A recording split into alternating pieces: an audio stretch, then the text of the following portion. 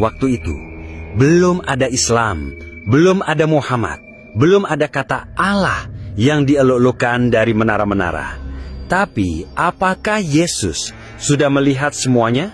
Apakah ia sudah menubuatkan akan datangnya sistem agama besar yang menolak salib, menolak dia sebagai Tuhan, dan mengklaim sebagai jalan menuju surga? Pertanyaannya mengerikan. Karena jika Yesus memang telah menubuatkan tentang sistem seperti Islam, maka kita semua harus bersiap. Siapa yang sesungguhnya sedang disembah? Tuhan atau ilah lain yang menyamar? Inilah saatnya kita menggali nubuatan Yesus dan membuka mata rohani kita sebelum semuanya terlambat. Agama Islam lahir sekitar tahun 610 Masehi. 600 tahun setelah Yesus disalibkan dan bangkit dari antara orang mati, lalu naik ke surga dan duduk di sebelah kanan Allah Bapa. Tapi Yesus sudah tahu, ia tidak menyebut nama Islam, tapi ia menyebut ciri-cirinya. Nabi palsu, menolak salib, menyesatkan banyak orang, menyembah Tuhan tapi bukan Bapa, menganiaya orang percaya, dan semua itu cocok secara profetik dengan ajaran lain yang muncul berabad-abad kemudian. Agama Islam mengajarkan bahwa Yesus bukan Tuhan, hanya Nabi. Dia tidak disalib, tapi digantikan. Tidak ada penebusan dosa oleh darahnya. Muhammad adalah Nabi terakhir, Injil telah dipalsukan. Tapi anehnya, ada Nabi terakhir muncul setelah Yesus disalibkan dan terangkat ke surga. Pertanyaannya mengguncang.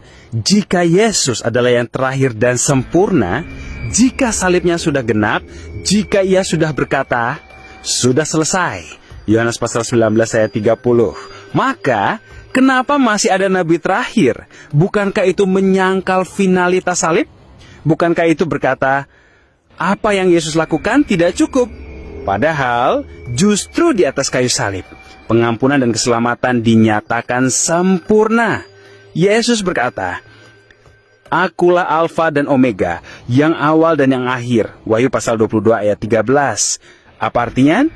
Dialah yang pertama dan yang terakhir. Tidak ada lagi sesudahnya. Tidak ada wahyu tambahan, tidak ada nabi baru, tidak ada jalan lain. Maka siapa itu nabi terakhir? Nabi sejati? Atau bagian dari nabi palsu yang telah Yesus nubuatkan? Akan datang nabi-nabi palsu, katanya, dan mereka akan menyesatkan banyak orang. Matius pasal 24 ayat 11. Banyak orang, bukan sedikit, bukan segelintir. Maka jangan heran jika ada agama besar yang diikuti oleh miliaran manusia, tapi justru membawa mereka jauh dari salib. Karena Yesus telah berkata, jalan yang menuju kebinasan itu lebar, dan banyak orang masuk melaluinya. Matius pasal 7 ayat 13. Jangan tertipu oleh angka, jangan tertipu oleh semangat religius, jangan tertipu oleh kata Allah, karena jika Allah itu bukan Bapa dari Yesus Kristus, maka itu bukan Allah yang sejati. Yesus berkata, Aku datang dalam nama Bapa-Ku, dan kamu tidak menerima Aku. Jikalau orang lain datang atas namanya sendiri, kamu akan menerima dia. Yohanes pasal 5 ayat 43. Siapakah yang datang dalam namanya sendiri? Siapa yang mengklaim dirinya nabi terakhir? Siapa yang membawa nama Allah, tapi bukan Bapa dari Yesus? Muhammad datang bukan dalam nama Bapa. Ia membawa pesan baru, sistem baru, dan miliaran orang menerima dia. Tapi Yesus sudah peringatkan itu sebelumnya. Aku datang dalam nama Bapa-Ku, dan kamu tidak menerima Aku. Jikalau orang lain datang atas namanya sendiri, kamu akan menerima dia. Yohanes pasal 5 ayat 43.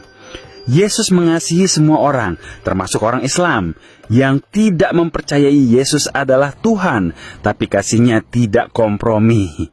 Yesus berkata, karena itu tadi aku berkata kepadamu, bahwa kamu akan mati dalam dosamu. Sebab jikalau kamu tidak percaya bahwa akulah dia, kamu akan mati dalam dosamu. Yohanes pasal 8 ayat 24.